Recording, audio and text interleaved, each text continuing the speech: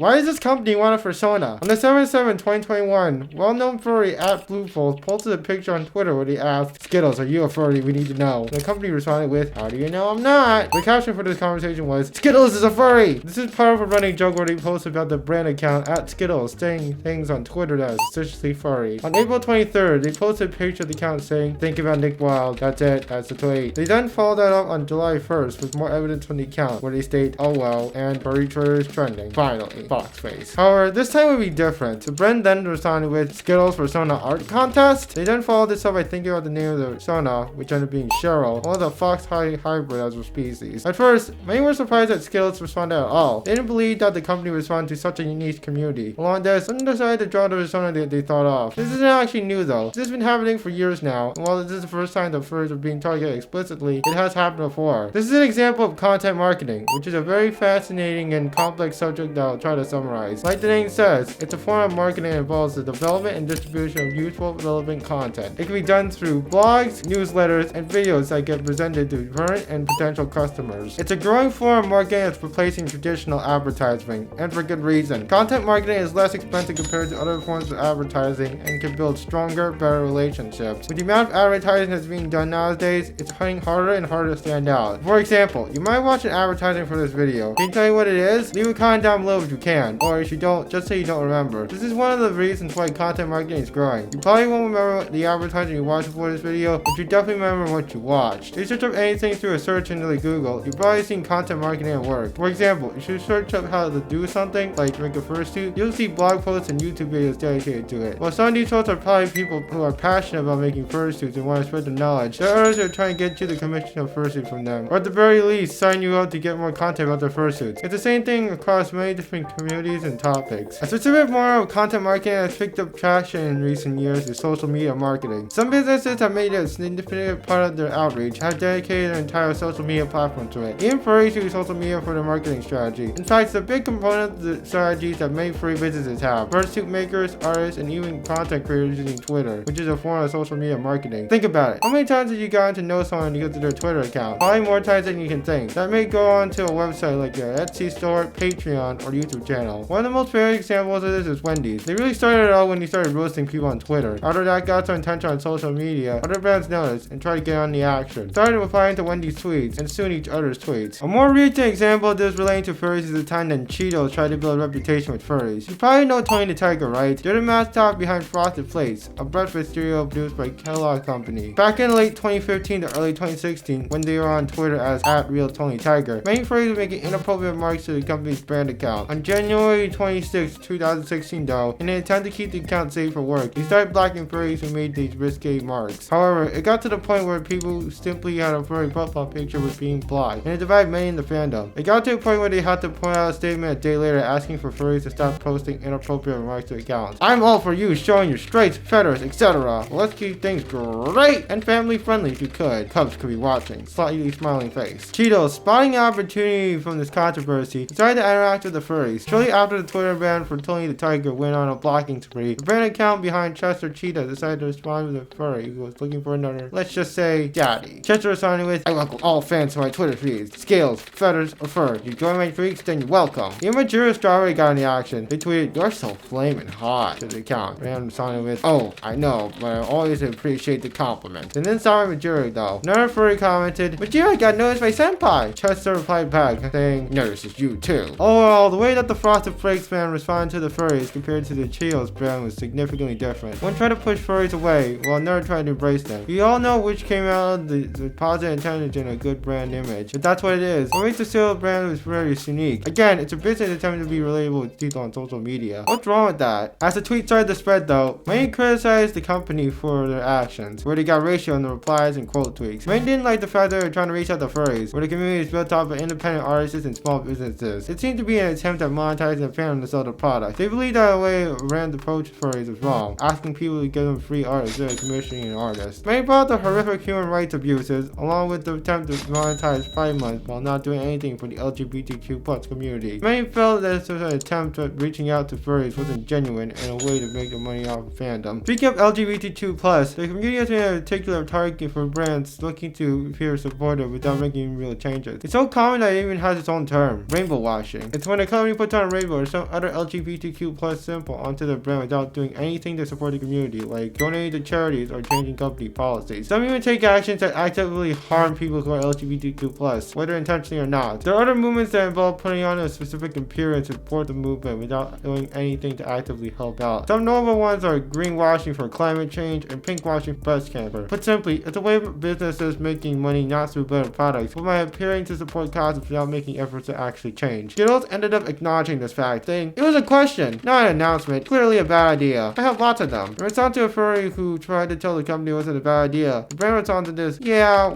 well, read the quote take, faced with tears of joy." With furries calling out Skittles for these actions, they don't take any action to prevent future companies from doing anything similar? Well, yes, one person did. They made a remark that really blew up. At Boozy Badger stated, $5 to the person who makes the most outrageous not safe for work image of a bag of Skittles wearing fox ears getting completely demonetized by a strangely muscular horseman. They didn't gain a significant amount of attention, and many supported this contest. They saw it as a way of scaring Skittles, and other companies were trying to make money off of furries. To them, they believe that if Skittles got their brand being associated with risque material, they would strongly reconsider marketing towards furries in the future. Blue Wolf actually apologized for their involvement in the whole thing 2 days later. "Hey all, I didn't mean for this to get out of hand. I was trying to make a dumb meme, I'm sorry. I feel like it's my fault because I made the post that started this. I agree I corporations to stay out of the fandom. Now, if you end up in the middle of Twitter for freeing a brand getting too into furries, it's not your fault for causing it. If anything, it's the brand for amplifying the message to more people. Oh well, this is just another company trying to capitalize on furries in order to make money. They didn't seem very successful at it, and they might make it harder for other brands to attempt similar stunts in the future. Whether you think it's good or bad is up to you, but I believe it's a good thing for furries and the future of the fandom." If you want another example of a brand trying to get in on furries, check out why the Uber furry ad isn't what it's made out to be.